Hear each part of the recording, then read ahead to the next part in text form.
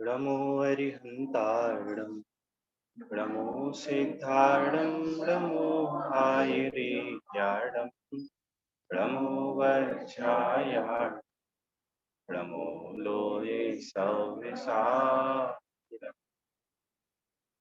मङ्गलं भगवान् वीरो मङ्गलं गौतमो गणी मङ्गलं कुन्दकुन्दार्यो जैनधर्मोऽस्तु मङ्गलम् सर्वमङ्गलमाङ्गल्यं सर्वकल्याणकारकं प्रधानां सर्वधर्माणां जैनं जयतु सा नमः समयसाराय स्वानुभूत्या चकाशते चित्तस्वभावाय भावाय सर्वभावान्तरहिते वन्दे तु सर्वसिद्धि दोमचलमणोभुमं गतिं पत्ते गोच्छामि समयपाहुः निर्मो सुधकेवली खणितम् वीतरागं जिनं नत्वा ज्ञानानन्दैकसम्पदं वक्षे समयसारस्य वृत्तिं तात्पर्यसङ्गिकाम्। आचार्य कुंद कुंद देव के द्वारा लिखित ग्रंथ श्री समय सारथी विराजमान। इस वर्ष समय सार वर्ष के रूप में पूरे देश में मनाया जा रहा है। वास्तव में कुंद कुंद भगवान का हृदय बहुत बड़ा था। क्यों बड़ा था? उन्होंने सब कुछ लिखा। उन्होंने अध्यात्म भी लिखा, उन्होंने चरणानुयोग भी लिखा, उन्होंने प्रशासनिक क्षमता के रूप में भी आगे बढ़कर जहाँ शिथिलाचार था वहां पर डंडा बजाया, और जहाँ अध्यात्म की मुख्यता से अंतर्मुख परिणति पूर्वक रत्नात्रय प्रकट करने की बात थी, उन्होंने उस रत्नात्रय की प्रेरणा स्वरूप समय सार जी ऐसा परम आध्यात्मिक शास्त्र लिखा। उससे बढ़कर नियम सार लिखा, वस्तु तत्व को प्रतिपादित करने वाला पंचास्त्रिकाय और प्रवचन सार लिखा। यहाँ तक कि कर्णानुयोग पर भी उन्होंने कलम चलाई, भले वह प्राप्त नहीं होती। सब कुछ दिया। ये महान कुंद कुंद भगवान का ग्रंथादिराज समय सार गुरुदेव के हाथों लगा और उसको 100 वर्ष पूरे हुए। समय सार को कबाड़ से खोलकर हाथों में लाने वाले गुरुदेव, वो समय सार हमारे सबके ख्याल में आए, समझ में आए। कोई सच्ची आराधना है। सामने जो समय सार विराजमान है वो शब्द ब्रह्म रूपी समय सार। शब्द ब्रह्म रूपी समय सार में क्या क्या अध्यात्म है, कैसी गंभीरता है, उस गंभीरता को समझ सकें वो इस समय सार की आराधना है। और इस वाचक का जो वाच्य है वो शुद्ध ब्रह्म परम ब्रह्म रूपी समय सार, उसकी प्राप्ति हो तब जाके सार्थकता। मैंने पुण्य पाप अधिकार की गाथा 145 खोल के रखी है। वास्तव में समय सार कठिन नहीं है, बहुत सरल है, बस उसको पढ़ना आना चाहिए। फिर से बोल रहा हूँ मैं अपनी बात, समय सार कठिन नहीं है, उसकी विषय वस्तु कठिन नहीं है, उसमें कहीं स्वच्छंदता नहीं, बस उसको पढ़ना आना चाहिए कि किस भावना से, किस दृष्टि से, किस नजरिए से कुंद कुंद भगवान आपके सामने खड़े होकर बात कह रहे हैं। उनका नजरिया पहली गाथा की टीका में अमृत चंद्राचार्य देव ने दे दिया। तो आप पहली गाथा से कुंद कुंद भगवान का नजरिया समझ लें कि वो समय सार में आपको क्या पढ़ाएंगे, क्या दिखाएंगे, क्या दिखाना चाह रहे हैं। स्वयं ने प्रतिज्ञा छठवीं सातवीं गाथा में कर दी कि वो सब शुद्धात्मा की चेत कि वह शुद्धात्मा कौन है, न पर्यायों से पार है। शुद्धाशुद्ध पर्यायों से पार कहने वाली छठवीं गाथा, गुण भेद का निषेध करने वाली सातवीं गाथा। धीरे धीरे सरल भी करूंगा, मुझे पता नहीं कि कौन स्वाध्यायी है और कौन नहीं है। हो सकता है समय सार परिचय में पहली बार आया हो, वैसे होगा नहीं ऐसा। अभी विषय आएगा तो सरल अपने आप तो भूमिका है। गुण भेद से रहित शुद्धात्मा को दिखाना। मतलब कहना ये है कि समय सार को जिस दृष्टि से कुंद कुंद भगवान ने लिखा है, यदि हम उस दृष्टि को पकड़ लें तो समय सार समझ में आने लगे। मैं कहना ही चाह रहा हूँ। वो पहली गाथा की टीका में अमृत चंद्राचार्य देव ने कह दिया, मैं अपने और पर के आत्मा में सिद्धों की स्थापना करता हूँ, और वे सिद्ध भगवान सिद्धत्व के कारण साध्य जो अपनी आत्मा उसके प्रतिच्छंद के स्थान पर। एक पंक्ति लिखी हिंदी अनुवादकार ने, तो वे सिद्ध भगवान सिद्धत्व के कारण साध्य जो मेरी आत्मा उसके प्रतिच्छंद है, उसके प्रतिबिंब है। जब आप सिद्धों को देखोगे तो आपको सिद्ध नहीं दिखना चाहिए। आपको क्या दिखना चाहिए? मैं दिखना। दर्पण में देखते हो, दर्पण देखते हो कि अपने को देखते हो? हाँ भैया, दर्पण में कौन दिखता है? दर्पण में दर्पण देखते हो कि अपने को देखते हो? अपने को देखते ना। तो बोलते हैं जब सिद्धों को देखने जाओ तो सिद्ध मत देखना। क्या देखना? अपने को देखना। तो कैसा अपने को देखना? तो वो कैसे हैं? द्रव कर्म से रहित है, कर्म मल से रहित, ज्ञानावरण आदि 8 कर्म से रहित, मोह राग द्वेष आदि विकारी परिणाम से रहित है। जब द्रव कर्म भाव कर्म से रहे थे तो 9 कर्म तो बहुत दूर रहा, उससे भी रहे थे। ऐसा वो सिद्ध भगवान है। ऐसा ही मेरा आत्मा, इससे भिन्न मेरा आत्मा तनिक भी नहीं। इसी को समय सार कहते हैं। कर्म भाव 9 कर्म से रहित इस अवस्था का नाम ही समय सार। अवस्था ये कहा क्योंकि द्रव्यांश है, वस्तु का एक अंश ही तो है, वस्तु का एक अंश ही तो है, पर्याय से रहित जिसको द्रव्यांश कहेंगे।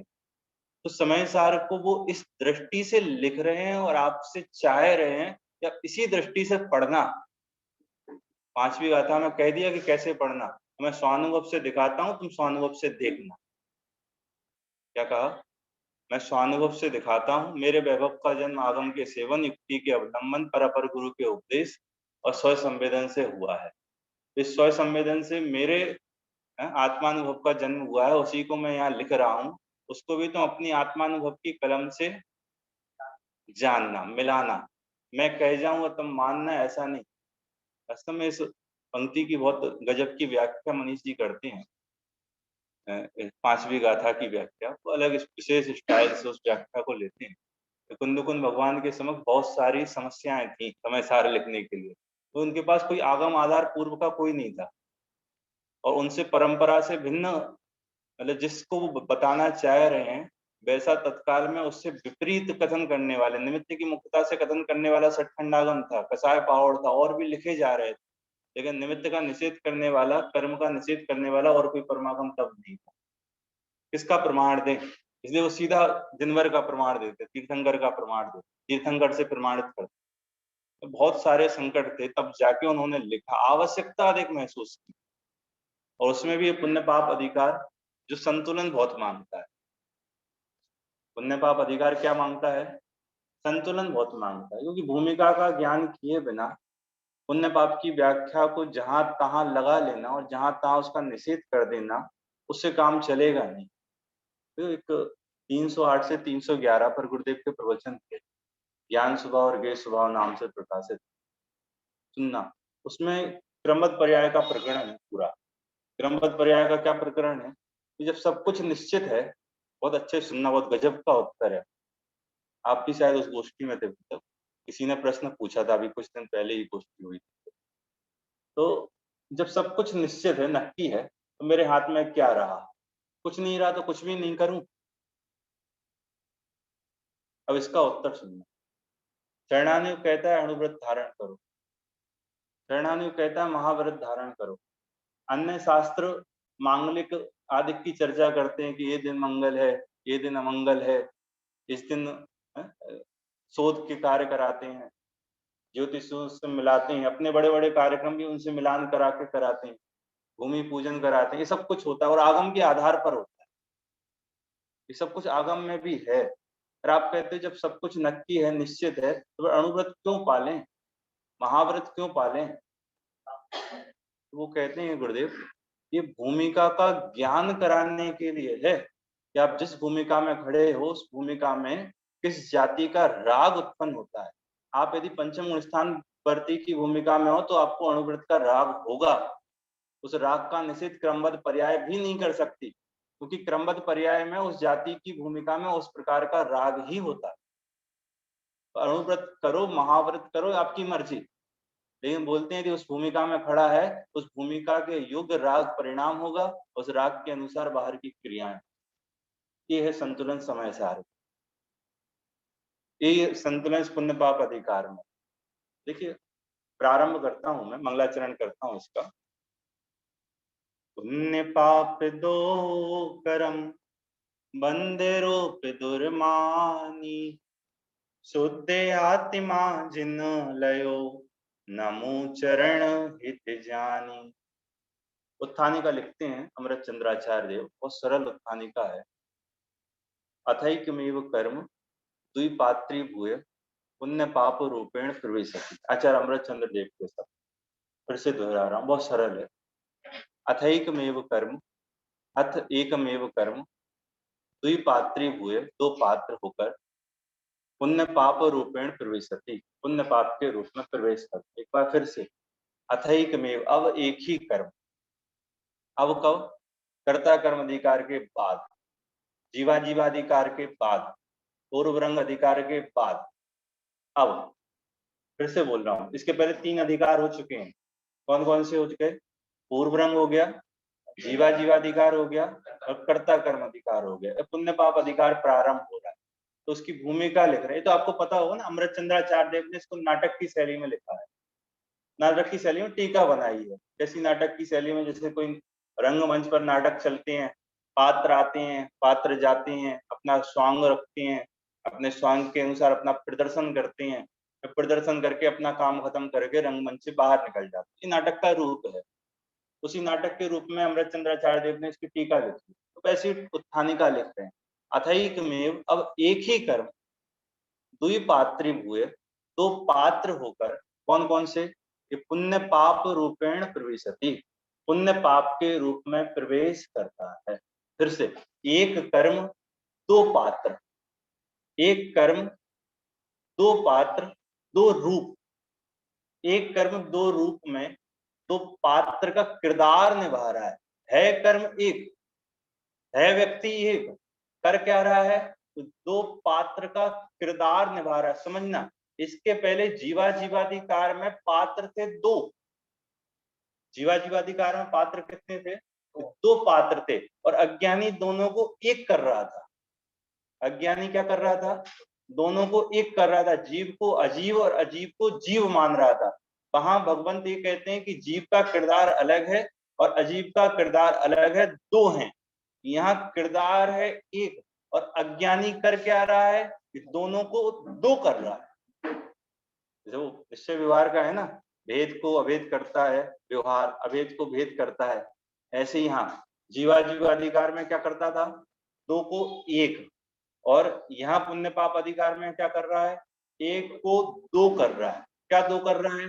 एक को पुण्य कह रहा है और एक को पाप कह रहा है। आचार्य भगवंत यहाँ ये सिद्ध करने पर तुले हैं कि दो नहीं है, एक है। पूरे अधिकार में उनको यही सिद्ध करना है कि दो नहीं है, एक है।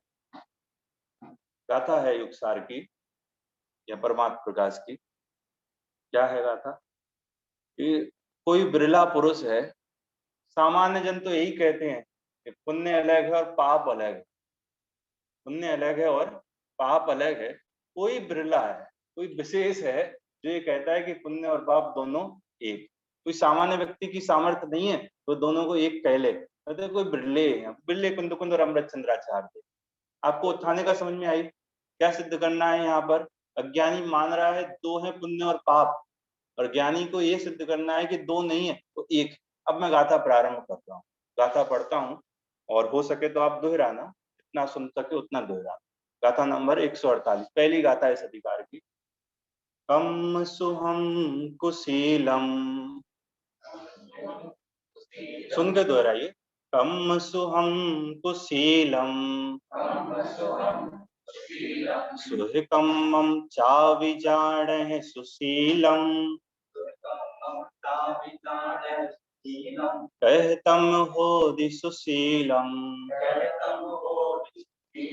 जम संसारम पवेसेति, तो एक बार और पढ़ना, आपको अर्थ अपने आप दिखेगा। कम सुहम कुशीलम, कम असुहम कुशीलम, का विच्छेद करेंगे। कम असुहम कुशीलम, सुहे कम्मम चाविजाड़ सुशीलम, कहतम होदि सुशीलम, जम संसारम पवेसेति। पद्यानुवाद पढ़ता हूँ इसका। है कर में अशुभ कुशील अरु, जानो सुशील सुकर्म को, किस रीत होए सुशील जो, संसार में दाखिल करे। बहुत सीधा सरल अर्थ है। कम असुहम कुशीलम, अशुभ कर्म कुशील है। सुहे कम्मम चावि जाड़ है सुशीलम, शुभ कर्म को सुशील जानो। कुशील तो जानते हैं, बुरे चरित्र वाला कुशील, और सुशील मतलब अच्छे चरित्र वाला। तो अशुभ कर्म कुशील है और शुभ कर्म क्या है? सुशील है। शुभ अशुभ समझ रहे हैं? एक शुभ भाव होता है, एक अशुभ भाव होता है। शुभ भाव से पुण्य कर्म, पुण्य प्रकृतियां बनती हैं, और अशुभ भाव से पाप कर्म, पाप प्रकृतियों का बंध होता है। शुभ भाव कौन सा है, अशुभ भाव कौन सा है? कि दयादान वृद्ध भक्ति का भाव, अच्छे शब्दों में, अथवा कहना हो तो कसाई की मंदता का परिणाम वो शुभ है। जितना भी हो, जरूरी नहीं है कि दयादान वृद्ध भक्ति रूप ही हो। वह किसी भूखे को भोजन कराने रूप भी हो सकता है, वह किसी को अंधे को रास्ता पार कराने रूप भी हो सकता है, वह किसी को किसी भी रूप में सहयोग की भावना रूप भी हो सकता है, वह किसी के प्रति सद्भावना रूप भी हो सकता है। मतलब मात्र स्वाध्याय करना या पूजन कर लेना यही शुभ कर्म नहीं है, यही शुभ भाव नहीं है। शुभ भाव मतलब जहां कसायों की मंदता हो वो सब शुभ भाव। क्योंकि यदि यही शुभ भाव होवे तो जैनियों का तो ठेका होवे देवगति में जाने का, बाकियों का क्या होगा? अरे कुदेव कुगुरु कुशास्त्र की पूजन से भी जीव देवगति चला जाता है और स्वर्ग के सुखों को भोगता है। अजय हाँ, कुदेव कुगुरु कुशास्त्र की पूजन वाला, मैं जानबूझ के कह रहा हूँ क्योंकि मैं पुण्य पाप अधिकार पढ़ा हूँ। हाँ, कसाईयों की मंदता करके बहुत बड़ा काम कर लिया, मंदिर आके स्वाध्याय करके, ये अटकने का मार्ग नहीं है ना, मार्ग तो आगे बढ़ने का है। इसलिए कहे क्या, जहां भी कसायों की मंदता रूप परिणाम हो, सबको क्या जानना? शुभ भाव जानना, और शुभ भाव से पुण्य कर्म प्रकृतियां बनती हैं, और भविष्य में जब उदय आता है तो बाहर में अनुकूलताएं मिलती है। इतना तो क्लियर है ना? शुभ भाव से पुण्य कर्म बनेगा, और पुण्य कर्म के उदय में क्या मिलेगा? बाह्य अनुकूलताएं मिलेंगी। ऐसे ही कसायों की तीव्रता रूप जो अशुभ परिणाम है, उस कसायों की तीव्रता रूप अशुभ परिणाम से पाप प्रकृतियां बनेंगी। देखो, कसायों की तीव्रता रूप अशुभ परिणाम किस स्थान पर हो सकता है और किस स्थान पर नहीं। मंदिर में बैठे बैठे भी अशुभ परिणाम हो सकता है, इसलिए टोडामल जी को दो लिखना पड़ता है, परिणाम बिगड़ने का भय रखना।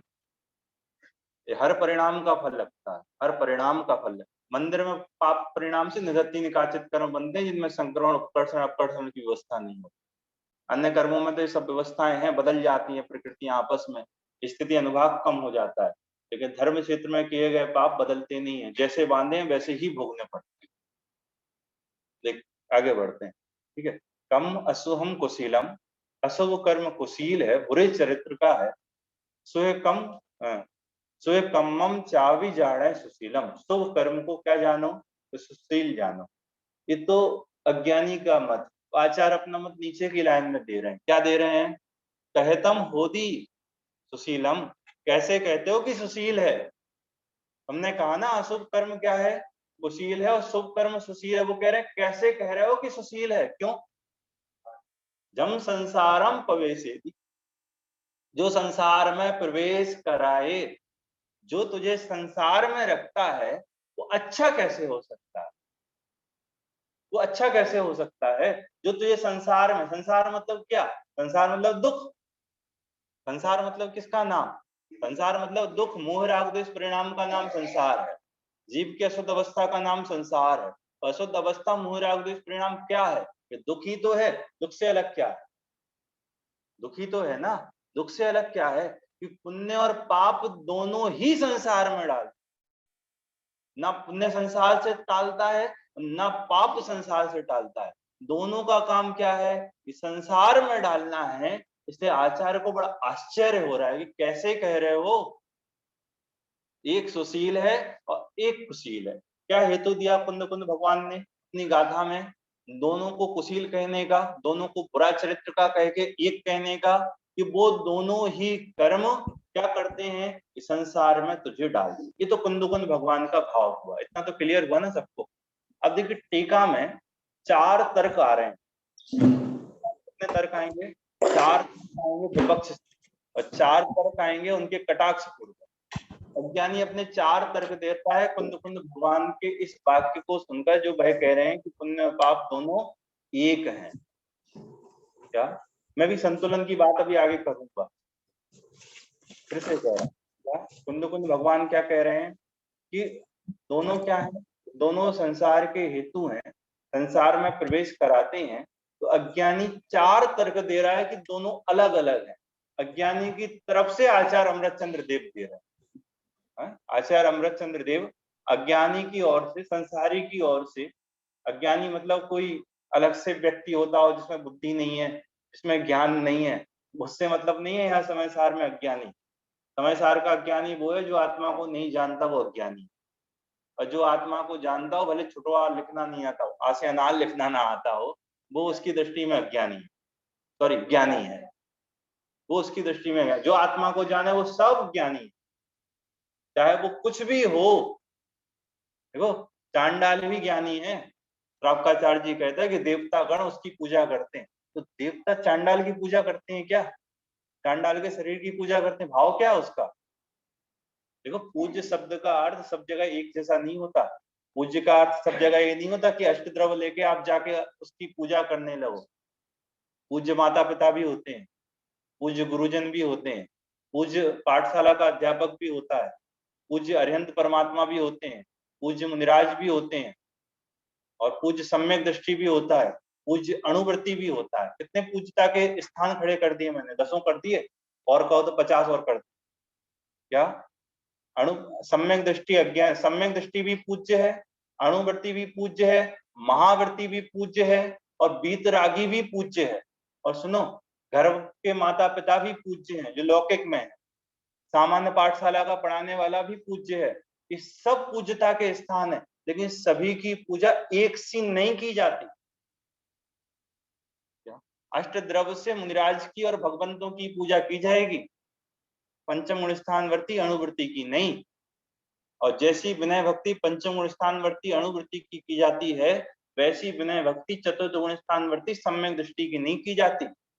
और जैसी विनय भक्ति माता पिता की करते हैं, वैसी विनय भक्ति लौकिक में बड़े जन की नहीं करते। और जैसी विनय भक्ति अपने गुरुजन की करते हैं, वैसा सामान्य ज्ञान देने वाले जिस चाय की नहीं करते। ये है, पूज्य तो सब है, लेकिन पूज्यता का आधार अलग है। पूज्यता कहाँ कैसी लगाना, मतलब अपना सिर कहाँ कैसा पटकना या लगाना, वो अपने ऊपर है। चलें आगे। बात क्या कर रहा था मैं आपसे? हाँ, ये 4 तर्क जो कुंद कुंद भगवान अमृत चंद्राचार्य देव ने अज्ञानी की ओर से दिए हैं। अज्ञानी मतलब कौन? कि जो आत्मा को ना जाने वो सब अज्ञानी। वो कहते हैं 4 बातें सुनना। वो कहते हैं कि आप पुण्य पाप में एकता बताते हो, बोले हम मानने को तैयार नहीं है। क्यों? क्योंकि दोनों का स्वभाव अलग है। पहला तर्क पढ़ूंगा मैं बाद में, सुनना पहले लो। क्या? दोनों का स्वभाव अलग है। दूसरा, दोनों का स्वाद अलग है। तीसरा, दोनों का कारण अलग है। और चौथा, दोनों का आश्रय अलग। फिर से बोल रहा हूं, स्वभाव, स्वाद, अनुभव कह दो उसको, कारण हेतु, और चौथा आश्रय। दोनों के स्वभाव, स्वाद, हेतु, कारण, आश्रय में अंतर है, इसलिए पुण्य पाप में अंतर। हाँ, फल उसमें आ जाए, इन चारों में समाहित है। और इसके विपरीत फिर कब जब आचार्य कहेंगे कि दोनों का स्वभाव एक है, दोनों का स्वाद एक है, स्वाद में फल आ जाएगा, दोनों का कारण एक है और दोनों का आश्रय एक है। क्यों स्वभाव अलग है? बोलते कर्म प्रकृतियां होती ना, तो कर्म प्रकृतियों के अपने अपने नेचर है। ज्ञानावरण प्रकृति है तो उसका अलग नेचर है, उसका नेचर है ज्ञान पर आवरण डालने का। दर्शनावरण प्रकृति है तो उसका अलग नेचर है, उसका नेचर है दर्शन पर आवरण डालने। है सब पुद्गल कर्म प्रकृतियां। जो आठों कर्म है, 8 कर्म जो जीव को बनते हैं, पुद्गल कारमाण वर्गणाएं कर्म रूप से परिणामित होकर जीव के साथ संबंधित होती हैं। हैं सब पुद्गल कर्म प्रकृतियां, लेकिन उनके भी स्वभाव में अंतर। आश्चर्य की बात देखो भाई साहब क्या है, पुण्य पाप का इतना झगड़ा है और पुण्य पाप का भेद सिर्फ और सिर्फ अघातिया कर्मों में होता है। घातियां तो सर्व पाप हो, इतना बड़ा झगड़ा है पुण्य पाप के ऊपर, बहुत है। समझे नहीं तो बहुत है, बाकी कुछ नहीं। समझे नहीं तो बहुत है, बाकी कुछ नहीं है। और देखो है तो कुछ नहीं उसके आधार में। पुण्य पाप का भेद है कहाँ? अघातीय कर्म में। और अघातीय कर्म कौन? कि जिसका उदय बाहर में आता है, स्वभाव का कुछ घात नहीं करता। स्वभाव के घात से इसका कोई संबंध नहीं है पुण्य पाप के उदय का। अच्छे से अच्छा कृष्ण लेस्या वाला जीव नरक में सम्यक दृष्टि बना रहता है, और पीत पद्म लेस्या वाले मिथ्या दृष्टि बने रहते हैं। पीत लेस्या वाले मिथ्या दृष्टि बने रहते हैं स्वर्ग में। तो कसायों मतलब इसका कोई आधार नहीं है पुण्य पाप का, मैं ये कह रहा हूँ। और झगड़ा किसका है? कि ना समझी का झगड़ा। घातिया सर्व पाप रूप है। क्यों पाप रूप है? ज्ञानावरणी के उदय में क्या होगा? ज्ञान पर आवरण होगा। दर्शनावरणी के उदय में दर्शन पर आवरण, अंतराय के उदय में विघ्न होगा। तो बचा क्या? मोहिनी है तो वैसे ही सत्यानाश इसने करके रखा है, सब कुछ बिगाड़ के रखा है, सब कुछ बिगाड़ने वाला एक। अब सबका उदय वो पाप रूप है, और बचा क्षयोपम में ज्ञान का अंश, तो उसमें कर्म का क्या है? वो तो मेरे स्वभाव का अंश है। दर्शन में मेरे स्वभाव का अंश है। जो शक्ति सामर्थ अंदर आए उसके क्षयोपम में, वो तो मेरे स्वभाव का, उसमें कर्म का क्या है? ठीक है। तो ये पाप रूप प्रकृतियां तो घातियां में है, पुण्य पाप का भेद मात्र और मात्र अघातियां।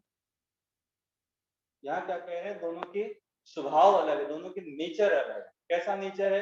एक पुण्य कर्म प्रकृति है और एक पाप कर्म प्रकृति।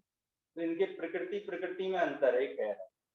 दूसरा, दोनों के स्वभाव स्वाद में अंतर है। कैसे स्वाद में अंतर है? कि पुण्य कर्म का जब उदय आता है ना, तो बाहर में अच्छा लगता है, तो जब पाप कर्म का उदय आता है तो बाहर में थोड़ा बुरा लगता है। ऐसे समझो पाप कर्म के उदय में रोटी खाने को मिलती है, और पुण्य कर्म के उदय में घी मिल जाएगी।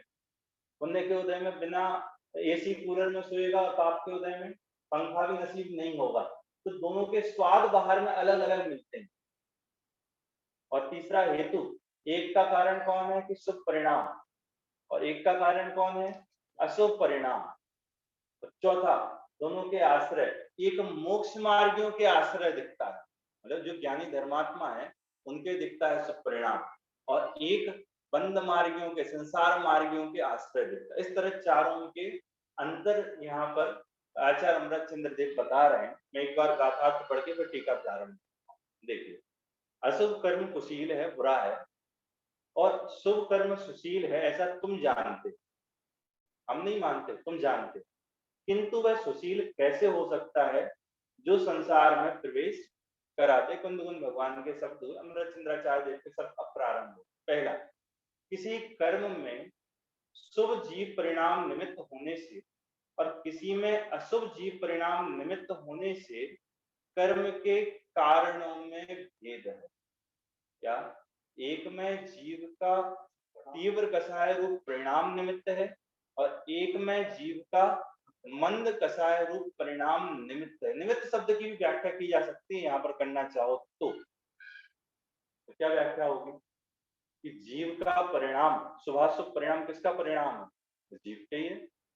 अभी कर्ता कर्म अधिकार में पढ़ेंगे तो पुद्गल का परिणाम कहेंगे। सामान्य से और निश्चय से वास्तविकता क्या है? वास्तविकता तो यही है कि उस जीव का ही परिणाम। कौन सा?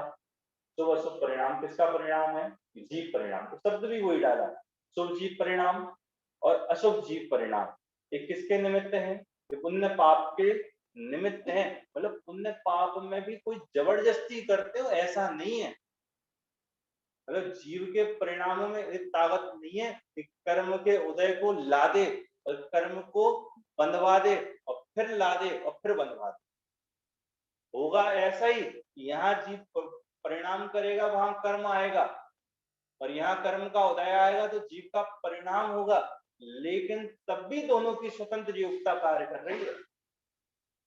इस काल में कि जिस समय यह जीव शुभ परिणाम कर रहा है ना, और शुभ परिणाम के काल में जीव को पुण्य कर्म प्रकृतियां बंध रही हैं, तो उस काल में भी पुण्य कर्म प्रकृतियां अपनी स्वतंत्र योग्यता से बन रही हैं, और जीव का शुभ परिणाम अपनी स्वतंत्र योग्यता से कार्य कर रहा है। वो जीव का परिणाम कर्म प्रकृतियों को कोई जोर जबरदस्ती नहीं कर रहा है। इसको बताने के लिए निमित्त शब्द लिखा है कुंभ।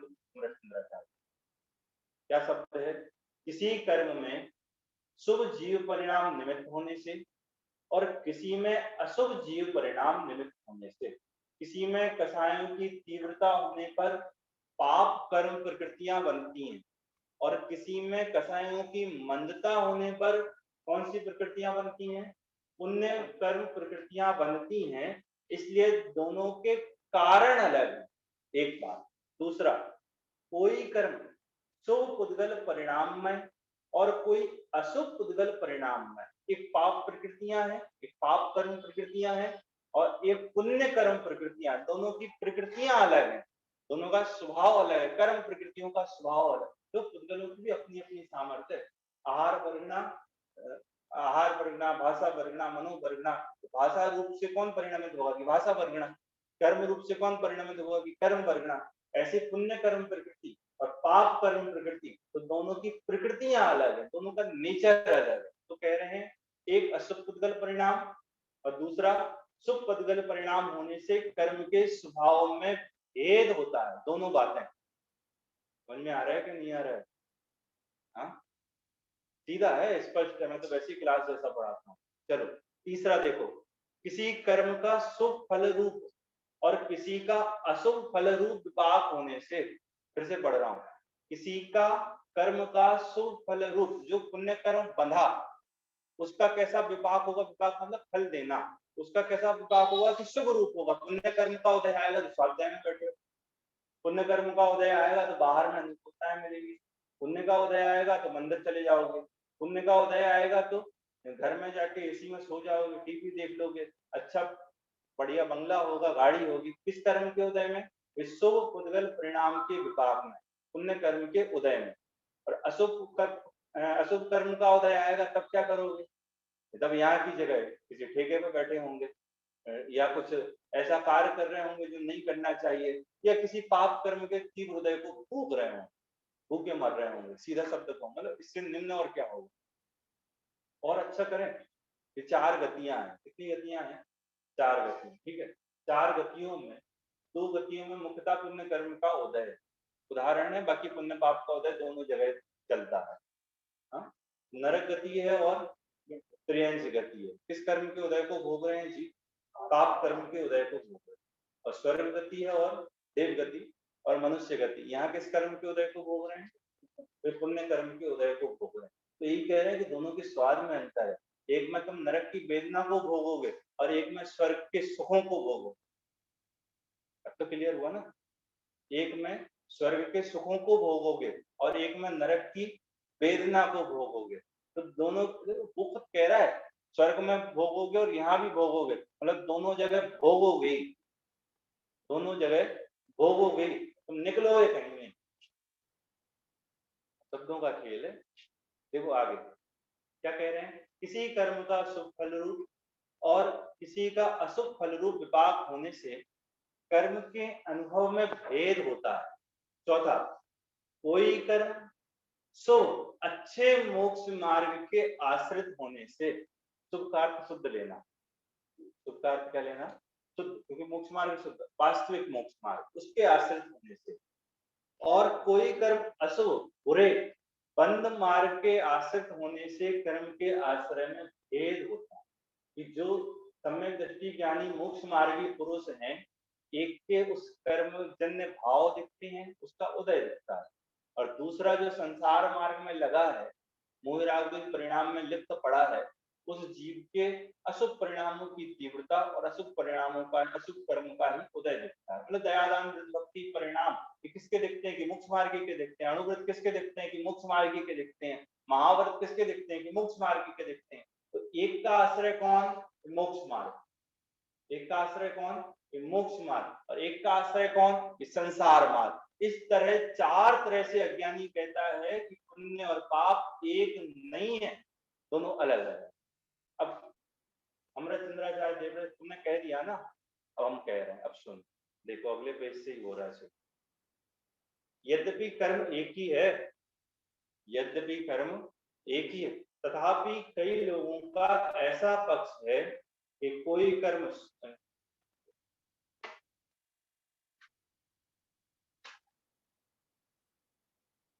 चलिए मैं डबल चेक किया, यहाँ शुभ या अशुभ परिणाम से शुरू होगा ना अगला पैराग्राफ। चलो ठीक है, चलो ठीक है, रहने दो, हो जाएगा।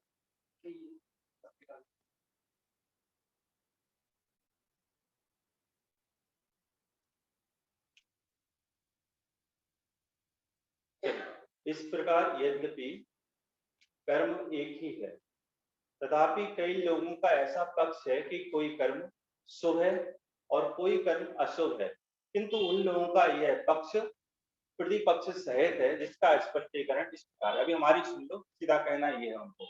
क्या सुना रहे हैं? चारों के तर्क काट रहे हैं। पहला, जीव के शुभ और अशुभ दोनों ही परिणाम केवल अज्ञान में। वो क्या कह रहा था? शुभ परिणाम और अशुभ परिणाम दोनों क्या है? दोनों अलग अलग। एक में कसायों की मंदता, एक में कसायों की तीव्रता। आचार्य कह रहे हैं चाहे शुभ भाव हो चाहे अशुभ भाव हो, दोनों अज्ञान। क्या लॉजिक है उनका? शुभ भाव में भी तुझे आत्मा का ज्ञान नहीं होता, शुद्धोपयोग की प्राप्ति नहीं होती, और अशुभ परिणाम समय भी तुझे शुद्धोपयोग रूपी आत्मा की प्राप्ति नहीं होती। दोनों ही अज्ञान। बाबू जी की पंक्तियां है ना, अज्ञान विधाता है इनका, निश्चित चैतन्य विरोधी है। कौन है विधाता? विधाता मतलब इनका माई बाप। विधाता मतलब माई बाप। कौन है? अज्ञान विधाता है किनका? किनका? कांटों से पैदा हो जाती चैतन्य सदन के आंगन में, चंचल छाया की माया सी, घटती क्षण में बढ़ती क्षण में। कौन? शुभ अशुभ वृत्ति एकांत दुख, अत्यंत मलिन संयोगी है। पहली पंक्ति लास्ट में पढ़ी हम जान बुझ के, उसका एक शब्द बड़ा प्रिय है। कौन सा? एकांत। कौन सा? एकांत। एकांत मतलब सर्वथा, हर प्रकार से। एकांत मतलब सर्वथा हर प्रकार से। क्या? ये शुभ अशुभ वृत्तियां है ना, एकांत क्या है? शुभ अशुभ वृत्ति एकांत दुख, एकांत से दुख रूप है। अरे दिल तनक तनक तो स्वभाव में सुख होगा ना, स्वाध्याय करते हुए थोड़ा सा तो सुख मिलेगा ना। बोले तनिक भी नहीं। पूजा करते हुए थोड़ा तो सुख मिलेगा ना। बोले तनिक भी नहीं है। मैं नहीं कह रहा, पंक्ति पढ़ रहा हूं ना। एकांत दुख, एकांत मतलब सर्वथा हर प्रकार से। दुख मतलब होता क्या है? आकुलता का नाम दुख है। यहाँ निराकुलता है क्या? पूजन करते हुए निराकुलता होती है क्या? दयादान व्रत भक्ति करते समय, किसी की सहायता करते समय अच्छा तो लगता है, लेकिन निराकुलता नहीं होती। अच्छा लगना और निराकुलता में अंतर होता है क्या? अच्छा तो लगता है लेकिन निराकुलता नहीं होती। वास्तव में वो ऐसा है ना, एक कने का भार दूसरे कने पे रखते हैं तो अच्छा लगता है। जब एक विकल्प खत्म होके दूसरा विकल्प प्रारंभ हो, उसके पहले पहले विकल्प की पूर्ति हुई, ऐसा लगने पर सुख सा लगता है, सुख नहीं होता। समझो, अभी भूख का दुख है। किसका दुख है? बहुत तेज भूख लगे, बहुत भयंकर जबरदस्त लग रही है, और भोजन कर लिया। बोलो सुख लगा क्या? नहीं लगा? लगा क्या? नहीं लगा? लगा। इसमें सोचना क्या है? लगा, सुख लगा। सुख हुआ?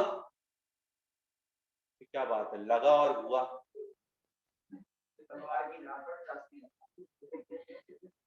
मतलब सुख लगा और हुआ, अंतर क्या है इसमें?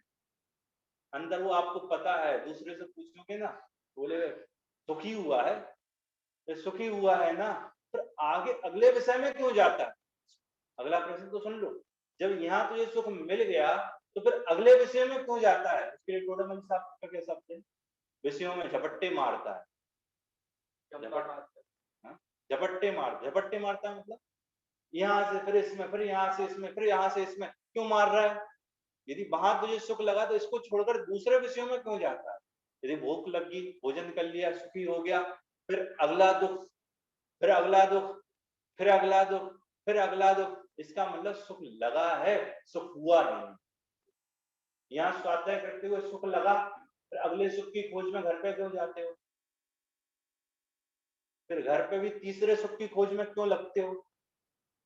फिर अगले चौथे सुख की खोज में क्यों लगते हो? सुख हो गया ना, परिपूर्णता हो गई, तो यही रुको ना, यहाँ क्यों नहीं रुकता? इसका मतलब सुख लगा है, सुख हुआ नहीं। तो एक विकल्प जो सता रहा था ना, वो विकल्प खत्म होकर दूसरा विकल्प शुरू हो गया। विकल्प मतलब एक इच्छा खत्म होकर दूसरी इच्छा प्रारंभ हो गई। अभी एक इच्छा से दुखी था, अब दूसरी इच्छा से दुखी हो गया। दूसरी इच्छा खत्म हुई, तीसरी इच्छा से दुखी हो गया। वो खत्म हुई तो अगली से दुखी हो गया। इसलिए लिखा है शुभ अशुभ वृत्ति एकांत दुख, एकांत से दुख रूप है, अत्यंत मलिन संयोग। क्या लिखा है 72वीं गाथा में? क्या क्या है ये? अशुचि है, विपरीत है, दुख के कारण। 3 बार भगवान आत्मा कहने वाली टीका। क्या शुभ अशुभ परिणाम कैसे हैं? अशुचि है, अशुचि मतलब गंदे हैं, विपरीत है मतलब मेरे स्वभाव से विपरीत है, और दुख के कारण है, दुख के साधन, दुख को ही देने वाले हैं, और क्या है? तो यहाँ क्या कह रहे हैं? सो असो वृत्ति एकांत दुख अत्यंत मलिन संयोगी है, अज्ञान विधाता है इनका। ये कौन है इनका जनक, इनका पिता, इनका भगवान? बोलते दोनों अज्ञान, दोनों में शुद्ध आत्मा की उपलब्धि नहीं है, दोनों में गैर स्वभाव की अनुभूति नहीं है। तो अज्ञान होने से क्या कह रहे हैं? दोनों एक हैं, दोनों का हेतु अज्ञान। शुभ परिणाम का हेतु अज्ञान, अशुभ परिणाम का हेतु अज्ञान। अज्ञान होने से दोनों के कारण एक है, अलग अलग कारण नहीं। एक निराकरण हुआ एक बात का, फिर से पढ़ लो क्या लिखा है। जीवों के शुभ और अशुभ दोनों ही परिणाम केवल अज्ञान में होने से एक ही, और उनके एक होने से कर्म के कारणों में भेद नहीं रहा, इस कारण कर्म एक ही। दूसरा स्वाद कह रहा था, स्वाद अलग है, स्वाद का बोलो। शुभ और अशुभ पुद्गल परिणाम केवल पुद्गलमय होने से स्वभाव एक है, और उसके एक होने से कर्म के स्वभाव में भेद नहीं रहा, इस कारण कर्म एक ही है। क्या कह रहे हैं? ये कह रहे हैं कि चाहे शुभ पुण्य कर्म प्रकृतियां हो, चाहे पाप प्रकृतियां, दोनों क्या है? कि दोनों पुद्गल। क्या? पुण्य कर्म प्रकृतियां ये भी पुद्गल है, और पाप कर्म प्रकृतियां ये भी पुद्गल है। इतना तो समझते हैं ना, 8 कर्म, 8 कर्म पुद्गल है। 8 कर्म क्या है? पुद्गल है। तो पुण्य कर्म प्रकृतियां ये भी पुद्गल है, और पाप कर्म प्रकृतियां ये भी पुद्गल है। तो पुद्गल होने से दोनों के स्वभाव में कोई अंतर नहीं है। दो तर्क। तीसरा, शुभ या अशुभ फल रूप होने वाला विभाग केवल पुद्गलमय होने से एक है। क्या? शुभ या अशुभ फल रूप होने वाला विपाक जो पुण्य कर्म के उदय में और जो पाप कर्म के उदय में फल मिलेगा, वो बाहर में अनुकूल प्रतिकूल संयोग रूप मिलेगा, और वह संयोग पुद्गलमय है। स्वाद किसका मिलेगा? ये तुझे पुद्गल का ही स्वाद मिलने वाला है। ठीक कह रहे हैं कि विपाक केवल पुद्गलमय होने से एक है, और उसके एक होने से कर्म के अनुभव स्वाद में भेद नहीं रहा, इस कारण कर्म एक ही है। तीनों हुए, हेतु अज्ञान, स्वभाव पुद्गल, स्वाद पुद्गल। चौथा थोड़ा दिमाग लगा के सुनना। क्या? शुभ मोक्ष मार्ग केवल जीवमय, शुभ मोक्ष मार्ग केवल जीवमय। शुभ मतलब शुद्ध, पहले कहा था, फिर से कह रहा हूं, शुभ शब्द का क्या प्रयोग समझना? शुद्ध, शुद्ध मोक्ष मार्ग। शुद्ध मोक्ष मार्ग मतलब वास्तविक मोक्ष मार्ग, वास्तविक मोक्ष मार्ग मतलब निश्चय मोक्ष मार्ग। निश्चय मोक्ष मार्ग मतलब क्या? आत्मा की प्रतीति, उसी का ज्ञान और उसी का अनुभव, उसकी बात करते हैं। आत्म स्वभाव की प्रतीति, विश्वास, निर्णय, उसका नाम सम्यक दर्शन। उसी का ज्ञान और उसी की रमणता, उसी का अनुभव, उसी का आनंद, उसका नाम चारित्र। तो वो जो मोक्ष मार्ग है ना वास्तविक वाला, वो केवल जीवमय है। भाई जीव के आश्रय से होगा, जीव के अलावा और कहीं से नहीं। सम्यक दर्शन जीव की प्रतीति का नाम ही है, और वह जीव की प्रतीति जीव के श्रद्धा गुण से विकसित होगी, किसी बाहर से विकसित नहीं होगी। भगवान से जीव की प्रतीति विकसित नहीं होती, शास्त्रों से जीव की प्रतीति विश्वास जागृत नहीं होता, क्या? क्यों नहीं होता? क्यों नहीं होता? मिठास कहाँ से आती है? सही है, मिठास कहाँ से आती है? चीनी से आती है। अब नमक के पास जाओगे मिठास मिलेगी? थोड़ी सी। क्यों नहीं मिलेगी? वहां है ही नहीं। ऐसी सम्यक दर्शन बाहर ढूंढने जाओगे तो मिलेगा? क्यों नहीं मिलेगा? वहां है ही नहीं ना। तो जीव के श्रद्धा गुण के विकसित पर्याय है, शुद्ध पर्याय है। जीव का श्रद्धा गुण जीव के पास, और उसी का विश्वास करना है, और उसी के विश्वास में सम्यक दर्शन विकसित होता है, उसी के ज्ञान में सम्यक ज्ञान विकसित होता है, और उसी की रमणता में सम्यक चारित्र विकसित होता है। तो लिखा है सो मोक्ष मार्ग केवल जीव में। केवल शब्द का प्रयोग है, मतलब अन्यमय नहीं। और देखो अशुभ बंध मार्ग, संसार मार्ग को क्या कह रहे हैं? अशुभ। केवल पुद्गलमय, किसके आश्रय है? पुद्गल कर्म के उदय में उत्पन्न होता है। इस कारण वे अनेक हैं, और उनके अनेक होने पर कौन अनेक है? मतलब भिन्न भिन्न। कौन? संसार मार्ग और मोक्ष मार्ग। संसार मार्ग और मोक्ष मार्ग कैसे हैं? अलग अलग है, एक नहीं है। इसलिए अनेक होने पर भी कर्म केवल पुद्गलमय बंद मार्ग के ही आश्रित होने से कर्म के आश्रय में भेद नहीं है। चाहे शुभ कर्म हो चाहे अशुभ कर्म हो, दोनों का आश्रय कौन है? बंद मार्ग, संसार मार्ग ही उनका आश्रय जाता है। क्यों? क्योंकि मोक्ष मार्ग तो जीव के आश्रित होता ना, मोक्ष मार्ग को आश्रय जीव ही देता ना, और बंद मार्ग को आश्रय कर्म देता है, पुद्गल देता है, और पुद्गल कर्म रूप है। तो कर्म आश्रित किसके कहलाए? संसार के। चाहे शुभ कर्म हो चाहे अशुभ कर्म हो, दोनों ही किसके हेतु हैं? दोनों का आश्रय कौन है? ये संसार मार्ग, बंद मार्ग। एक प्रकरण है इसका, रामायण का।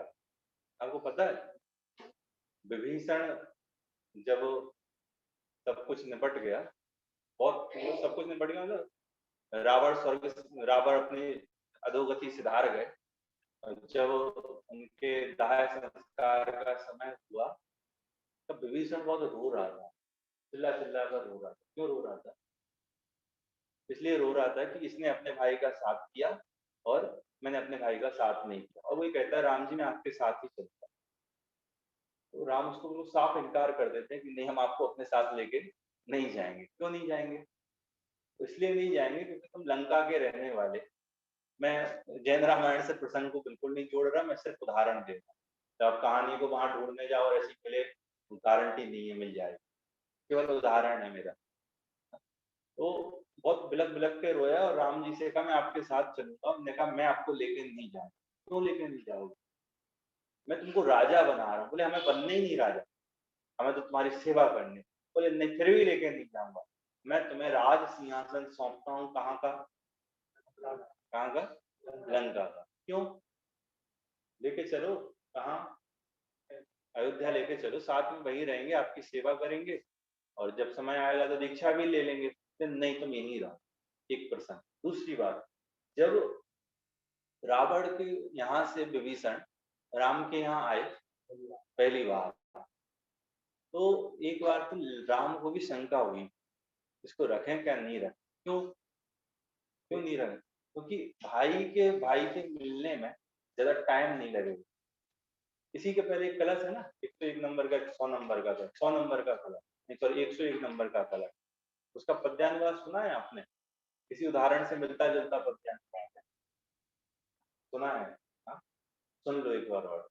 इसमें तो लिखा होगा ना। हाँ, इसमें है, दोनों जन्मे एक साथ शूद्रा के घर में, एक पला बामुन के घर दूसरा निज घर में, एक छुए ना मध्य ब्राह्मण स्वाभिमान से, दूजा डूबा रहे उसी में अपनत्व भाव से, दूजा डूबा रहे उसी में शूद्र भाव से, जाति भेद के भ्रम से ही यह अंतर आया, इसी कारण अज्ञानी ने पहचान न पाया, पुण्य पाप भी कर्म जाति के जुड़वा भाई, दोनों ही हैं हेय मुक्ति मार्ग में आई। क्या प्रसंग है?